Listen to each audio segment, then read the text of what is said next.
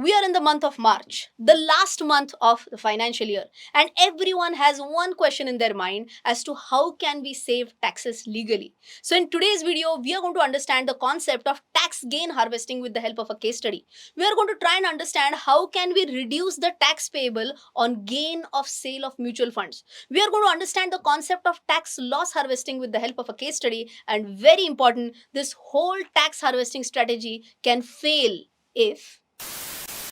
Hey folks, CA Rachna Ranade here, and I welcome you all to a very important video which is about tax harvesting. Oh, are you worried about that glitch effect? That was just to create some suspense as to what will happen till the end. I'm sure you will still watch it till the end, but very important video, super informative, right? First and foremost, I hope you all know already what is capital gains, because tax harvesting concept in itself is related to capital gains. Just to give you a very, very simple example for any absolute beginner, what is a capital gain? Let's take a simple example. A person bought shares at 100 rupees, sold them at 125 rupees. This 25 rupees will be called as a capital gain. Okay, simple. Now, question is that if you have heard about these two terms, one is known as a short term capital gain and one is known as a long term capital gain. We need to understand as to when will a gain be classified as a short term capital gain and when will a gain be classified as a long term capital gain. And for that, let's have a look at this. First and foremost, what is a short term capital gain? Where the holding period is less than or equal to 1 year. Simple. I buy a share today and I sell it at a profit within next 2 to 3 months. Okay. What will that be termed as? That will be termed as a short term capital gain. Example number two. I bought a share, let's say 2 years ago. I sold it today at a profit. That will be called as a long term capital gain because my holding period was more than 1 year, right? Second one is about what is the tax rate. I'm sure everyone knows by now that for short term capital gain, taxation is 20%, long term capital gain, it's 12.5%. But I hope everyone knows that this amendment happened on 23rd of July.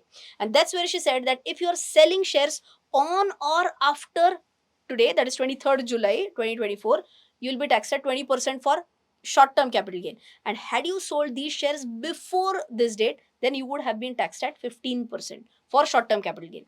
Same goes for long term capital gain. If the shares or mutual funds or other capital asset were to be sold on or after 23rd of July 2024, then 12.5% for long term capital gain. And if you had sold it before that date, then you would be taxed at 10%. I hope it is simple till here. Now the question is about, is there any additional exemption for short-term capital gain? Again, some people might be knowing about this. Additional exemption is zero for short-term capital gain, but for long-term capital gain, it is 1,25,000. Now, what do I mean by this? For example, let's say I have a short-term capital gain of 10,000 rupees. Will I have to pay tax on this? 100% yes. Okay, 10,000 multiplied by 20%. That is the tax I will have to pay. Okay, but had it been a long-term capital gain of 20,000 rupees, will I have to pay tax? No. Why? Up to 1,25,000, I get an exemption. So let's take again a simple example. Okay, let's say my capital gain is exactly 1,25,000 rupees. How much is the exemption? 1,25,000 rupees. So my capital gain will come down to zero, and obviously tax will also be zero, right? Case number two. Assume my long term capital gain is 2 lakh rupees, right? And my exemption, I mean, not my exemption, exemption for anyone will be 1,25,000 rupees. So, what is my long term capital gain? Long term capital gain will be 75,000 rupees in this case. And on this, I will have to pay a tax of 12.5%. Okay. So, I hope the basic concept of what is a capital gain, how do we classify a gain as a long term capital gain or a short term capital gain, the taxation on that, additional exemption, all points are absolutely clear. Before moving on, a very, very, very important announcement. I'm super excited to make this announcement. Yes, it is about Har Ghar Investor. This event is going to happen finally in Bengaluru on 12th of April, and these are all the details. The only thing is that Book My Show slot is yet to be opened. So if you're interested to come to the event, check out the Google form. Link is there in the description box and in the pinned comment. Pune, both the events. Mumbai, one event. So till date, we have conducted 3 events. All 3 events were sold out within 4 to 5 days of booking opening. So even though the date is a shade far away, I'm sure you will not be able to get tickets till the last day. The bookings, as the history shows, have been sold out in 4 to 5 days. So if you are interested, don't forget to fill out the form, Google form, in the link in the description and pinned comment. You just need to fill your name, mobile number, and email ID. My team will get back to you as soon as the link of Book My Show is available so that you can book the seat of your choice. What are we going to cover? We are going to talk about mastering money management. We are going to talk about building long term wealth through stocks and through mutual funds. And very important, I'm going to talk about my target of Nifty in 2027. So, see you soon in Bengaluru for the Har Ghar Investor event number 4.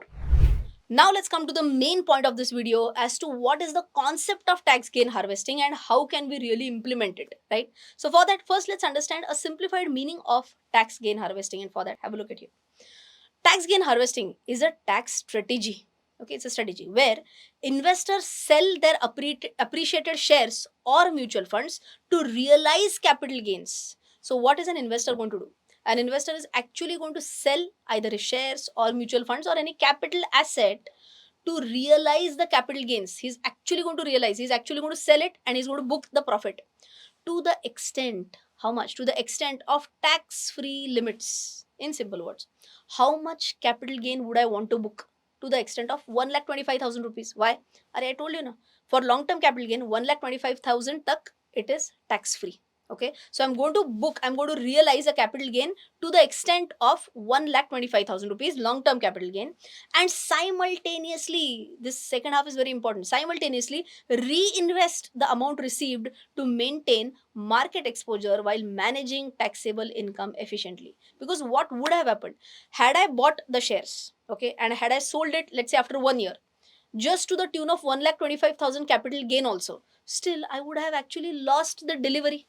Those shares would have gone outside my demat account, and assume after that the shares again keep on rising. Would I have lost out on an opportunity to earn more? Yes. And that is the reason why whenever I sell those shares, what am I going to do simultaneously? I'm again going to reinvest the amount received and I'm going to maintain the market exposure. Okay. Those who have been in the markets for quite a long time, they might have understood here itself. But for those who are comparatively new and would want to know with a little bit more clarity, let me give you a simple example. Okay. First example is without tax gain harvesting. How does it work? Assume that I bought shares on 1st of March 2023. How much rupees? 8 lakh rupees worth shares I bought. I sold these shares on the 16th of March 2025 at 10 lakh 25,000 rupees. So what is my gain? What is my capital gain? It's 2 lakh 25,000 rupees. Simple till here. Okay. Now, as I told you in the beginning, that tax-free long-term capital gain, you will get an exemption on long-term capital gain to the tune of what? 1,25,000 rupees, and that is why my taxable long-term capital gain will be 1 lakh rupees. Simple. What is the tax rate? Tax rate is 12.5%. So 1 lakh into 12.5%, which comes to 12,500. Now understand what happened here. Total gain booked 2,25,000 and tax 12,500. Now I'm going to show you a trick where the gain will exactly be 2,25,000 but tax will go down to 0. And how does it happen? With the help of tax harvesting. Now let's have a look at this example. Assume that the same person had bought these shares, same shares, 8 lakh rupees only on the same date. But what did the person do differently? He sold these shares at 9 lakh rupees on 10th of March 2024. Assume that this is the then market price of these 8 lakh rupees. Okay. What is the gain? 1 lakh rupees. Will this entirely be exempt? Yes. Entire tax free, 1 lakh. Taxable long term capital gain 0, tax 0. Now you'll be like, Rachna, why didn't we book it to the tune of 1,25,000 rupees? Of course, in my example only, the price is 9 lakh. So the gain is itself 1 lakh. But had it been 9,25,000, let us say, still I would have booked only to the tune of 1 lakh because till the previous year, this exemption was available only till 1 lakh rupees. Okay. This year, that is financial year 24-25, the limit has been increased to 1,25,000. Simple till here. Okay. What important point has happened? On 10th of March, we sold the shares at 9 lakh. But on 12th of March, we have bought these shares same at 9 lakh rupees. So same 9 lakh, I sold it, 9 lakh, I bought it. Now what happens? 1 year later, 16th March 2025, I sell these shares at 10 lakh 25,000 rupees. What is the gain? 1 lakh 25,000. What is the tax-free long-term capital gain? Entire 1 lakh 25,000 rupees. That is the reason why taxable LTCG will be 0 and tax will be again 0. Now what happened? How much was the gain that I realized in the previous financial year? 1 lakh. How much gain did I realize in this financial year? 1,25,000. So the total is 1 lakh plus 1,25,000. That is 2,25,000. But the tax is 0. I hope you have understood how tax gain harvesting helped me to go ahead with zero taxes. But wait, there are some glitches which could happen here. That is what we are going to discuss in the upcoming sections of the video. So again, keep on watching the video till the end. All right, now this section is really, really important for you, especially if you are an investor in mutual funds and maybe you're investing in mutual funds through an SIP mode. In that case, could we apply the concept of tax gain harvesting here as well? Absolutely yes. But how could that work? For that, have a look at this. Now, assume that a person has started his SIP on 1st of July 2023. Okay. On 1st of every month, this person has started an SIP of 10,000 rupees. For the whole financial year 23-24, this person has done SIP for 9 straight months, and 10,000 into 9, the amount is 90,000 rupees. Okay, this is the amount which has been invested over these first 9 months. What happens in the next financial year? He has very systematically continued the SIP for the entire financial year 24-25. So he has been investing for the next 12 months, and the amount of his investment is another 1,20,000 rupees. Okay, now what happens? He thinks that I should have used the concept of tax harvesting maybe somewhere in the beginning of 24 only, and I could have booked some gain here. But no, please understand, he has been investing only for 9 months in the financial year 23-24. So if he plans to sell in March 24, that would have led to a short term capital gain. So nothing could have been done in 2024. But could something be done in 2025? And answer is yes. Okay, now understand. Assume that this person decides to sell off some part of his SIP on 10th of March 2025. Okay. Now question is, it has to be a long term capital gain. So could anything out of this be sold? Answer is no, because this would then fall within 12 months. So can I think about these 9 months of money invested? Yes, because let's take an example. From 1st July 23 to 1st July 24, 12 months are completed. So now it will become a long term. And we are talking about 10th March 25. So 1st July, 1st August, 1st September, la la la, till 1st March 25, 1st March 24, all these investments made would have become long term till 10th of March 2025. So I'm talking about installments, first 9 installments. Okay. So he's ready to sell first 9 installments. Worth how much? Now these 90,000 have turned to assume 1,10,000 rupees. I'm sure you have a question in your mind. How do I decide how many units should I sell? I'll tell about that in another few minutes. But as of now, whatever were the units of this 90,000 rupees now are worth 1,10,000 rupees. So what could that person do? Sell all those units, book a gain of how much? 20,000 rupees. Will this be tax free? Yes, anything up to 1,25,000 will be tax free. But would he then lose this invested amount? Yes.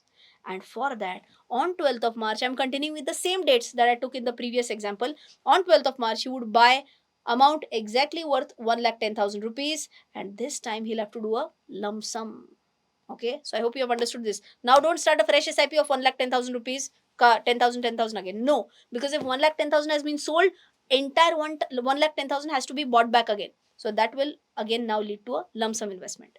If you have a question of how do I determine how many units need I actually sell, so for that, let's assume that you are investing through an app like Coin. That's your homepage. You'll just have to click on investment, then choose whichever fund you have already invested into. Then what do? Click on the three dots, you go to the transaction history, and that's where you will see all the number of units that you have already bought in these 9 months, and that is how you'll be able to determine that how much units should I be selling and how much gain should I be booking. So I hope you have understood that even tax harvesting concept works in mutual funds. Now let's understand an amazing concept which is called as loss harvesting. And now we'll try and understand, can we even harvest tax in the case of short term capital gains? Okay, so this is now loss harvesting in the context of short term capital gains, short term capital losses. Let's take the example of a person who has invested only in 2 shares, ABC Limited and XYZ Limited, only 2 holdings. Okay, assume that in both these stocks he has invested 50,000 rupees on 24th of October. Okay, as at March 2025, the current value of these stocks is 80,000 for ABC and 40,000 for XYZ. So for ABC, he's in a profit of 30,000 rupees, and for XYZ, he's in a loss of 10,000 rupees. Now, what could be possibility number 1? Possibility number 1, we'll take the same example. On 10th of March, This guy decides to sell ABC worth 80,000 rupees and he books a profit of 30,000 rupees. On this 30,000 rupees, he's going to pay a tax of 20%, and that is the reason why he'll have to pay 6,000 rupees as short term capital gain tax. Okay. What could be possibility number two? Possibility number two, he says that I want to reduce my tax. And assume that he knows for a fact that XYZ is a fundamentally strong stock, and he believes that even though this is at 40,000 rupees today, this 50,000 could even go to 1 lakh rupees in the future. Okay. So what can be done is that he can book this 40,000 rupees today. Okay. So book a loss of 10,000 rupees today. Today is 10th March. So what does he do? 10,000 rupees ka loss he is going to book. So 40,000 rupees is the selling price. Simple and clear. Now, what would be the net capital gain for this person? Net capital gain will be 30,000 rupees minus 10,000 rupees. So, 20,000 rupees ka 20%. So, this person will have to pay only 4,000 rupees tax. Okay, 4,000. No? Yes, 20,000, 20%. 4,000 rupees tax. Now, I'll say, Rachna, are you okay? To save 2,000 rupees ka tax, you asked me to book a loss of 10,000 rupees. No, I'll not do that. What is supposed to be done immediately, that is on our same, in our example, 12th of March, this person should again buy shares worth 40,000 rupees. Okay, so what happened? His portfolio was intact with 40,000 rupees worth shares, and now what is that person going to do when this share turns into profit? Maybe 1 year later, 2 year later, whatever is the case, at that time this person could book the gain. And assume if he holds for more than 1 year, then up to 1,25,000 rupees, that person is also going to get a exemption.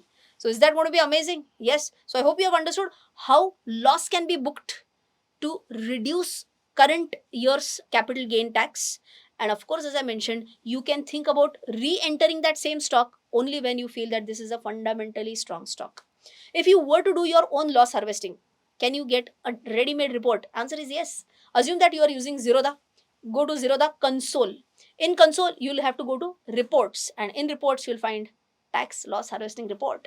This is where you can book losses, and immediately is in our example, with a gap of a day or two, you can book, go ahead and again buy those shares again. So I hope you have understood the concept of loss harvesting in absolute detail. Let's move on with the last part, which is your tax harvesting strategy can fail if you don't consider these three important points. Number one, in our example, every time what did we say? You could sell on 10th of March and you have to buy it back on 12th of March. As an example, in simple words, you have to keep one day clear. If you buy and sell on the same day, that will be treated as an intraday transaction, and your tax gain or tax harvesting will be nullified. You will not get the benefit of tax harvesting, right? So ensure that you don't end up doing an intraday transaction. That's number one. Number two, please ensure that whenever you are selling any share, just to save taxes, be sure that there is no clear breakout in that stock. It could so happen that, assume you sell a share at 100 just to do a tax harvesting. In our example, what have we taken? If you sell a share at 100, you buy the same share at 100 rupees only after a day or two. But it could so happen that there is a great breakout in the stock, and within a day or two, that stock rises to 115, 120, whatever. And in that case, you will end up paying more to buy the same stock, and you could lose out on some of the benefits of this tax harvesting. So ensure that there are no clear breakouts whenever you are selling these shares for the purpose of gaining on some tax benefits. And ultimately ensure that there are no key corporate actions which are there on the day of selling. So just as an example, when we were talking about selling the share on 10th of March, if the company was going to pay you a dividend and the record date was 10th of March, what could happen? You could sell the shares only to get the tax benefit, but you lose out on the benefit of dividend. So in the third case, you actually end up harvesting your profits, but you lose out on the dividend income. So ensure that just to gain something, you're not losing out on something. So I hope you have understood all these points. Just in case if you want to level up your knowledge in technical analysis, I have two courses on technical analysis. One is this one, and the second one is price action analysis, which is an advanced version of technical analysis. So don't forget to check that out as well. The links are there in the description box and pinned comment. You know the website already, rachnaranade.com. I hope you enjoyed today's video. I'll see you in the next one. Till then, take care. Jai Hind and bye bye.